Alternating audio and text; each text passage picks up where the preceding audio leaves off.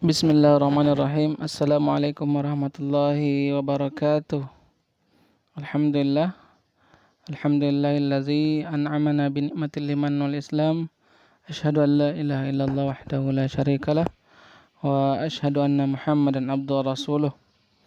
Anakku sekalian, insyaallah pada hari ini kita akan kembali belajar tentang bahasa Indonesia ya. Kita akan mempelajari bahasa Indonesia dengan tema yang baru, yaitu akan mempelajari menjawab pertanyaan adik Simbah berdasarkan bacaan tentang hak, kewajiban dan tanggung jawab dalam kerja bakti warga masyarakat. Oke, ada satu ungkapan yang mengatakan bahwa ilmu tidak didapatkan dengan tubuh yang santai. Besar harapan kami, anakku sekalian, bahwa di masa pandemi ini tidak kemudian menyurutkan semangat kita untuk tetap belajar mendapatkan ilmu. Dan ilmu itu tidak didapatkan dengan tubuh yang santai. Berarti kita harus terus bergerak untuk mendapatkan ilmu. Ilmu dicari, bukan ilmu yang mencari kita. Rumpun bahasa, indikatornya adalah menjawab pertanyaan adik Simbah. Apa itu adik Simbah? Adik Simbah ini adalah merupakan singkatan dari kumpulan pertanyaan. Pertanyaan apa, di mana, kapan, siapa, mengapa, dan bagaimana. A diambil dari kata apa, di mana, kapan, si, siapa, M-nya, mengapa, bagaimana. Ketika pertanyaan-pertanyaan ini kemudian dikumpulkan, ini bisa disingkat dengan adik Simbah. Kenapa kita menggunakan singkatan? Ini agar lebih memudahkan kita untuk membuat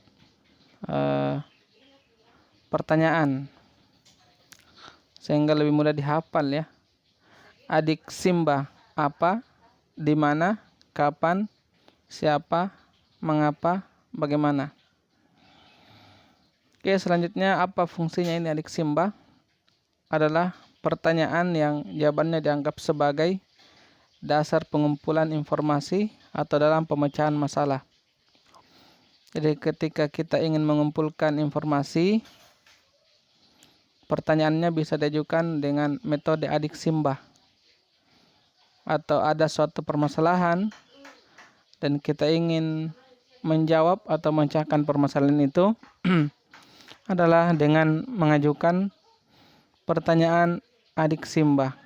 Insyaallah dengan 5 pertanyaan ini, 1, 2, 3, 4, 5, 6 ya, 6 pertanyaan ini bisa kita membuat kesimpulan dari informasi yang kita kumpulkan, atau bisa mengetahui masalah yang terjadi.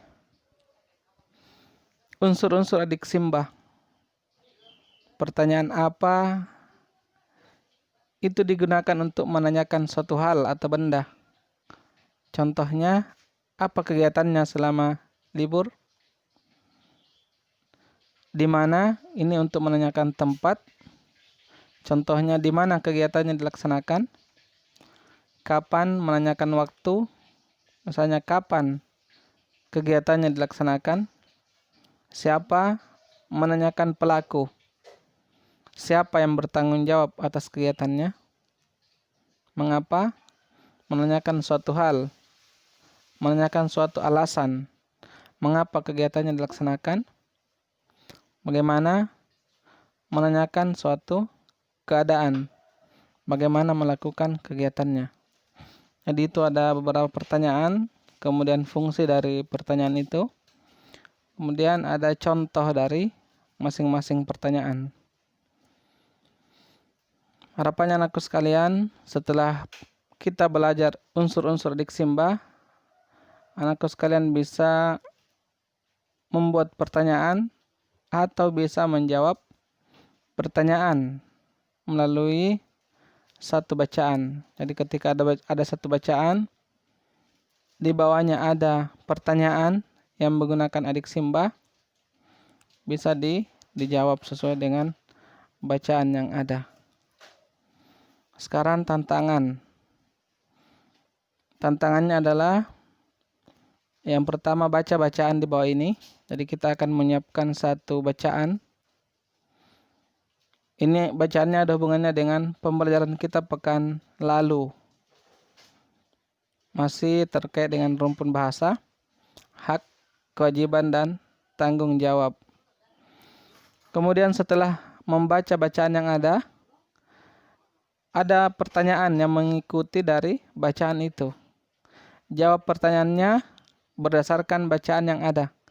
Jadi jawabannya harus dicari dari bacaan.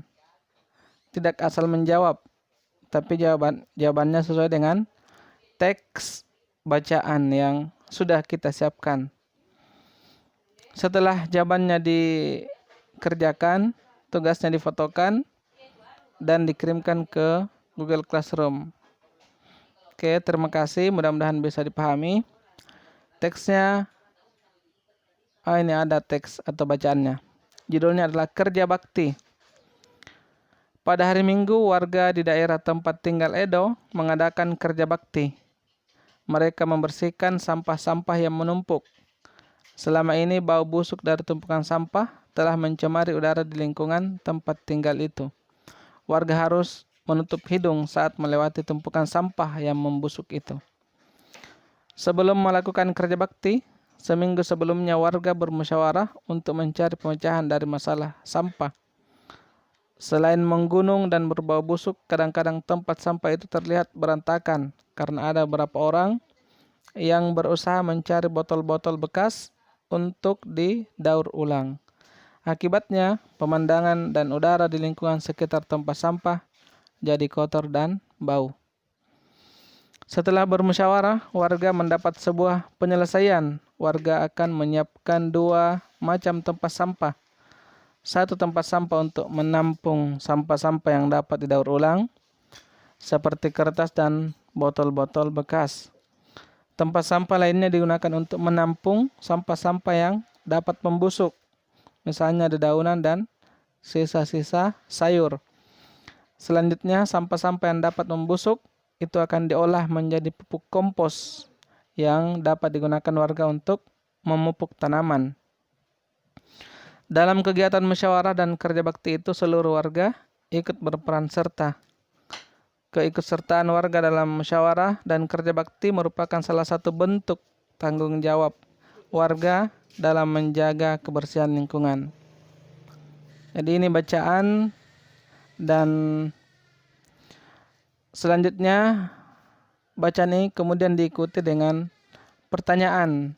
Pertanyaan ini adalah pertanyaan yang kita susun sesuai dengan adiksi Mbah tadi. Ada pertanyaan apa, di mana, kapan, siapa, mengapa, dan bagaimana.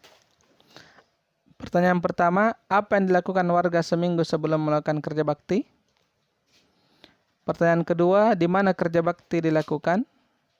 Pertanyaan ketiga, kapan kerja bakti dilakukan? Pertanyaan keempat, siapa yang mengikuti kerja bakti? 5. Mengapa kerja bakti dilakukan? 6. Bagaimana hasil musyawarah terkait penyelesaian dari masalah yang dihadapi warga?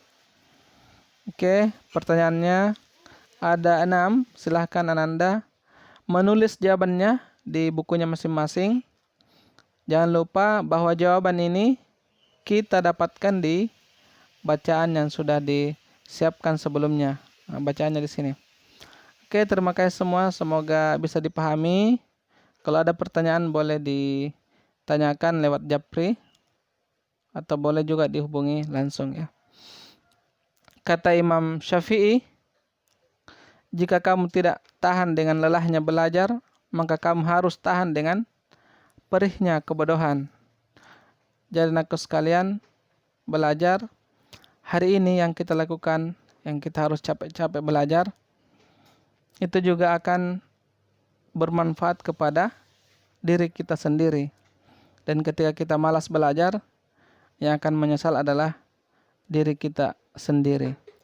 Jadi pilihannya ada di tangan kita masing-masing. Apakah kita mau belajar atau tidak?